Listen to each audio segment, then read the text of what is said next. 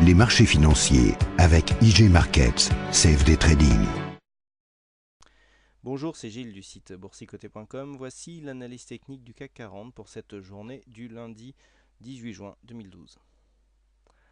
Avec aujourd'hui une forte hausse à l'ouverture, puisqu'après une ouverture donc sur un gap haussier à 3120,82, nous avons marqué un plus haut à 3129,29 avant de redescendre, de venir marquer un plus bas à 3054,38 pour finir en clôture à 3066,19 points.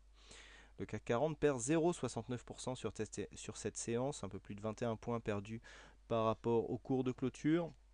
Donc encore une fois, un franchissement ici de cette zone des 3090, 3100, qui n'a pas tenu puisque, comme je vous le disais, il fallait absolument confirmer ici ce début de dynamique haussière par une clôture au-dessus de cette zone des 3100. Et pour l'instant, malgré un bel élan qui a été constaté donc dès hier soir sur les monnaies et donc sur certains algorithmes qui nous calculent les indices, enfin les équivalents d'indices en temps réel.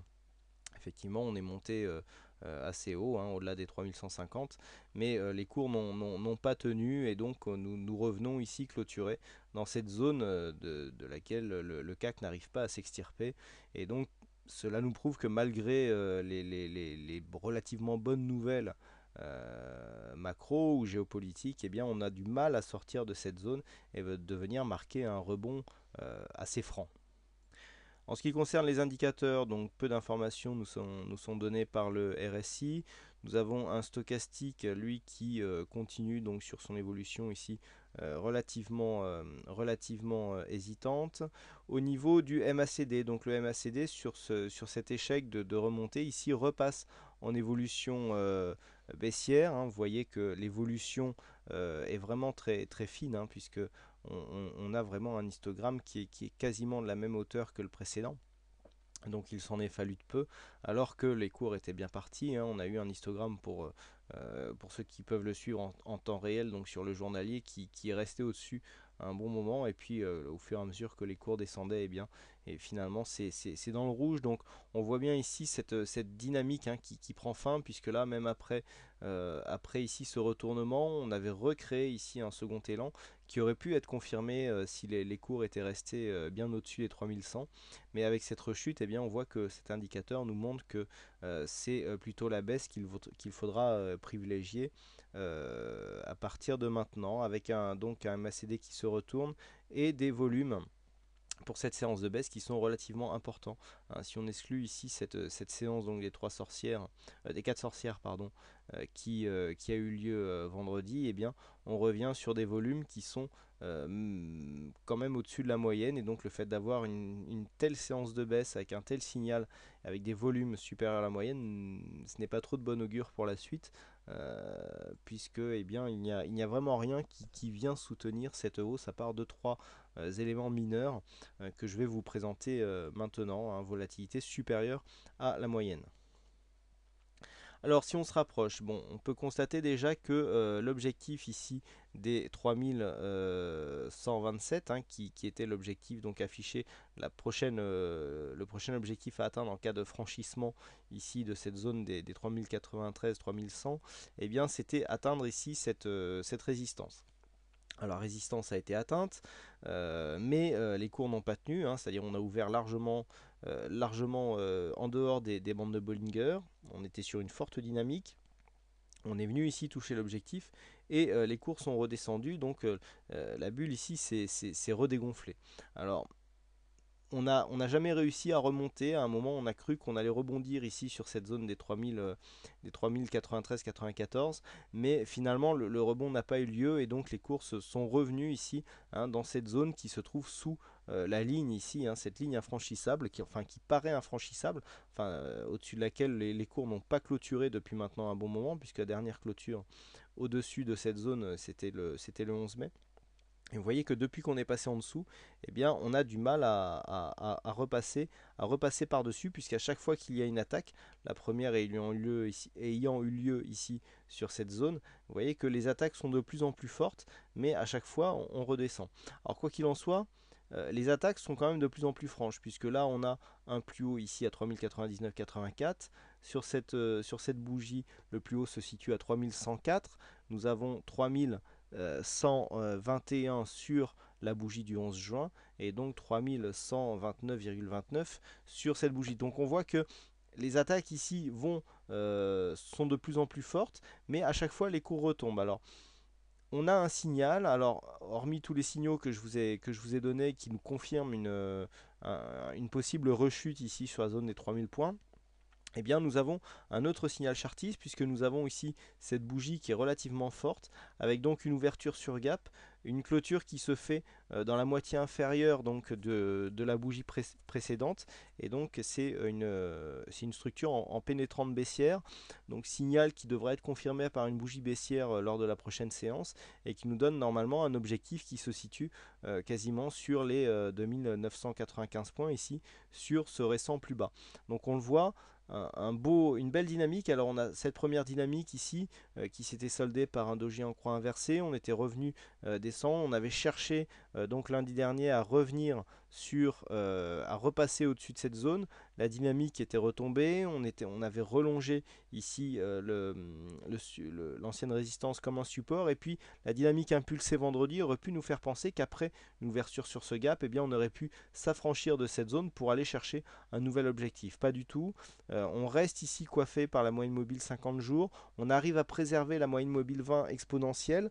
Alors ça, c'est le seul point, je dirais, qui est plutôt positif sur la tendance, puisque nous avons une attaque de la bolle supérieure avec un retour sur la moyenne mobile 20 exponentielle. Alors ça peut être, et c'est le seul, un signal d'une possible inversion de tendance, donc qui nous remettrait dans le sens de la hausse. Quoi qu'il en soit, nous avions déjà eu un signal allant dans ce sens lundi dernier. Je vous rappelle que depuis que nous sommes remontés ici, que nous avons cassé cette résistance baissière, on est venu attaquer ici la bolle sup, on est revenu sur la moyenne mobile 20, mais on n'est pas revenu invalidé en mettant un contact ici sur la bolle inférieure. Donc pour l'instant, on est sur une phase de retournement. Les plus hauts, même s'ils ont du mal à être conservés, sont quand même de plus en plus hauts. Il faudrait vraiment casser cette zone ici de points bas donc de cette bougie, à savoir les 2993,71, pour invalider ce début de mouvement qui est plutôt orienté à la hausse. Mais on le voit, dès qu'on arrive à sortir ici de cette zone, eh bien les cours retombent. Il faudrait absolument confirmer ce mouvement par une cassure ici de cette zone des 3093-3100 en clôture pour essayer d'impulser une dynamique et d'avoir un mouvement qui reste haussier. Pour l'instant, on est toujours ici sous le coup d'une rechute et comme je vous le disais à l'instant, une rechute donc sous cette zone ici des 2994 eh bien, invaliderait ce début de mouvement haussier avec un quasi double top, puisque vous voyez on a une montée ici assez dynamique, premier top, on vient marquer ici un point bas entre les deux, deuxième top quasiment sur les mêmes zones de cotation. Si on venait casser cette zone ici du plus bas du 14 juin, eh bien on aurait une structure en double top qui nous ramènerait sur la zone ici des 2920, précédent point bas de la séance du 1er juin. Donc pour jouer cette séance, tant que nous restons ici au-dessus de cette zone des 3020, alors on était à 3030, j'ai rajusté le support sur cette zone qui me semble plus cohérent. Donc tant que nous restons ici entre les 3020 3100, on est dans une zone de neutralité, c'est-à-dire on n'arrive pas à sortir de cette zone au-dessus. Donc comme je viens de vous l'expliquer, eh bien on retrouve une dynamique haussière. Il faudra absolument casser cette zone pour essayer de conserver une dynamique. Vous voyez que pour l'instant les plus hauts et les plus bas sont toujours plus hauts que les précédents. Nous n'avons pas marqué un plus bas inférieur donc à la séance de vendredi, alors même qu'un gap est resté ouvert entre jeudi et vendredi, ce qui aurait pu aspirer et attirer les cours. Là pour l'instant le plus bas est resté supérieur à ce qu'il était vendredi et nous avons marqué un nouveau plus haut. Donc d'un point de vue de la tendance je dirais court terme, eh bien nous avons une continuité de la dynamique, mais il ne faudrait pas casser ici cette zone et commencer à venir combler le gap. Alors on a deux solutions. Le comblement du gap ici se fait avec un retournement ici sur la zone des 3020 et on peut retrouver une certaine dynamique, mais par contre en cas de cassure des 3020, on serait dans une zone ici entre 2955 et 3020 qui nous remettrait dans une phase d'alerte baissière, avec en cas de cassure de cette zone ici de 1955, une attaque directe des précédents points bas qui se situe ici sur cette séance du 1er juin sur les 2922 points. Voilà donc comment il faudrait jouer cette séance. Alors j'ai des signaux baissiers aussi sur les probacktest qui me servent à piloter certains signaux, et notamment ceux du portefeuille. Donc ces signaux probabilistes, ils vont dans le même sens, hein, donc plutôt ici dans le sens d'une... Enfin, on est dans une fin, on n'a pas un signal baissier, on a une fin de signal haussier, hein, ce qui vient ici confirmer le fait que la dynamique qui avait été impulsée sur ce mouvement, eh bien, est en train de faiblir. Voilà donc ce qu'on peut dire sur cette analyse technique. Alors aujourd'hui, c'est Titi974 qui a gagné au jeu du fixing. Un abonné, hein, au jeu du fixing, Titi. Eh bien, bravo à toi. Et puis quant à moi, il ne me reste plus qu'à vous souhaiter à toutes et à tous une bonne soirée. Bonne chance dans vos trades et je vous donne rendez-vous dès demain pour de prochaines analyses techniques en vidéo. Bonsoir à tous. Les marchés financiers avec IJ Markets, CFD Trading.